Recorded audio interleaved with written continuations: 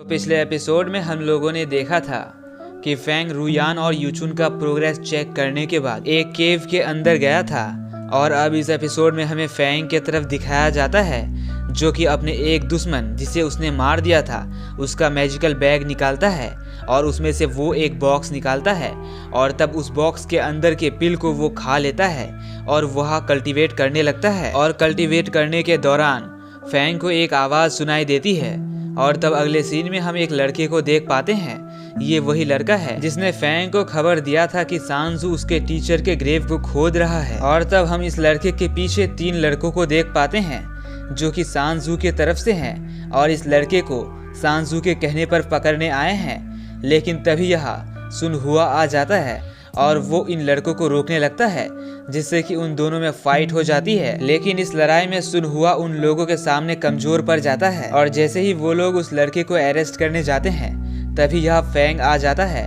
और अपने एक ही अटैक से एक लड़के को मार देता है। और यह देखकर बाकी 2 लड़के भागने लगते हैं लेकिन फैंग अपने दूसरे अटैक से एक और लड़के को मार डालता है और तब तीसरा लड़का फैंग से बचकर चला जाता है। और क्योंकि फैंग का कल्टीवेशन पूरा नहीं हुआ था इसलिए वो दोबारा वह कल्टीवेट करने बैठ जाता है। और थोड़ा देर कल्टीवेट करने के बाद फैंग डिवाइन गेट रियल्म के 4th स्टेज में पहुंच जाता है। और तब फैंग और सुनहुआ उस लड़के के पास जाते हैं और उसे पूछते हैं आखिर वो तुम्हारा पीछा क्यों कर रहे थे, जिस पर यह लड़का वही सब बात बताता है। और तब फैंग उस लड़के को एक एनर्जी बूस्टिंग पिल देता है जिससे वो लड़का कहता है इस बूस्टिंग पिल का तो बहुत ही ज्यादा दाम होगा। जिस पर फैंग उसे कहता है तुमने मेरा जितना हेल्प किया है उसके सामने तो ये कुछ भी नहीं। और तब वो लड़का उस पिल को खा लेता है और बहुत ही जल्द रिकवर हो जाता है। और तब फैंग सुनहुआ से पूछता है वैसे सुनहुआ तुम इतने दिनों से डिवाइन गेट के फर्स्ट रियल में ही क्यों हो। तो सुनहुआ फैंग को बताता है फैंग मेरा कल्टीवेशन एवरेज है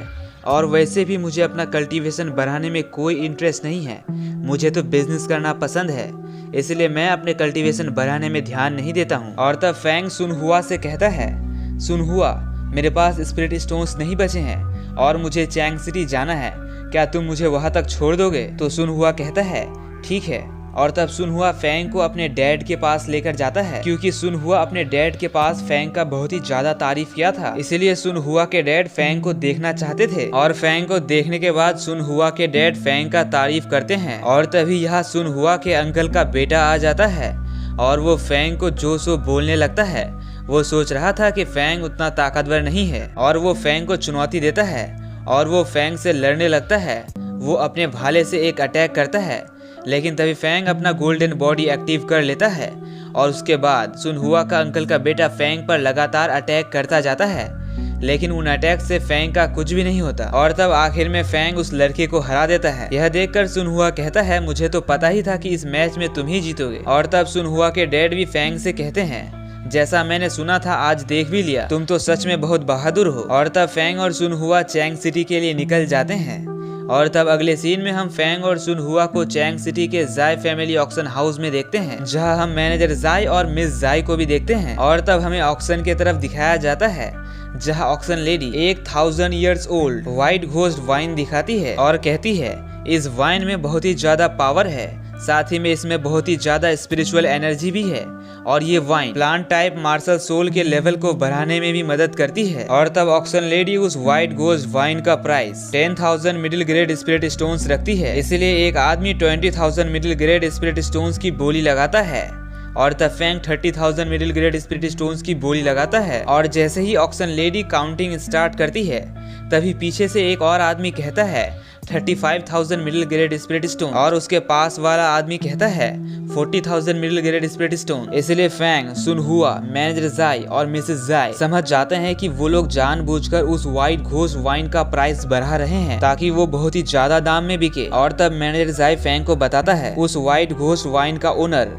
मास्टर जेडन है। और तब इनके कहने के अनुसार कुछ सिपाही जाकर उन दोनों लोगों को घेर लेते हैं। और तब मैनेजर जाई ऑक्शन लेडी के पास आ जाता है और वो कहते हैं ये व्हाइट घोस्ट वाइन तो उतना पुराना नहीं लग रहा है, लेकिन तुम लोग जानबूझकर इसका प्राइस क्यों बढ़ा रहे हो। और तब मास्टर जेडन ऊपर से कहते हैं ऐसा कुछ नहीं है, मुझे इस व्हाइट घोस्ट वाइन के एसेंस से पता चला है ये सही में बहुत ही ज्यादा पुराना है और इसका प्राइस सही लगाया गया है। और मास्टर जेडन को बोलता हुआ देख मैनेजर जाय कुछ भी नहीं कर पाता क्योंकि सब कोई जानता है कि मास्टर जेडन कितना पावरफुल है। लेकिन हमारा फैंग जो किसी से नहीं डरता, वो बिना घबराए आगे आ जाता है और कहने लगता है इस स्पिरिट निडल से हम किसी भी चीज के एज का पता लगा सकते हैं। और तब फैंग उसी निडल का इस्तेमाल करता है और उस व्हाइट घोस्ट वाइन के एज का पता लगाता है। और तब फैंग को पता चलता है वो तो 1000 साल पुराना नहीं बल्कि 100 साल पुराना है। और फैंग ये बात उस लेडी को कहता है तुमने इसका एज गलत क्यों बताया। और यह बात सुनकर मैनेजर जाय बहुत ही ज्यादा गुस्सा होते हैं और उस ऑक्सन लेडी पर अपना प्रेशर डालने लगते हैं। और तब ऑक्सन लेडी बताती है मुझे स्पिरिट स्टोन्स की बहुत ही ज़्यादा ज़रूरत थी, इसलिए पीछे में जो 3 लोग बैठे हैं उन्होंने मुझे ऐसा करने कहा था। और यह सुनकर मैनेजर जाय गुस्सा करते हैं और एक गार्ड को उस लड़की को दूर ले जाने कहते हैं। और ऊपर मास्टर जेडन यह देखकर बहुत ही ज़्यादा गुस्सा करते हैं। और यहीं पे हमारा ये एपिसोड ख़त्म हो जाता है। तो ओके बाय दोस्तों, मिलते हैं अगले वीडियो में।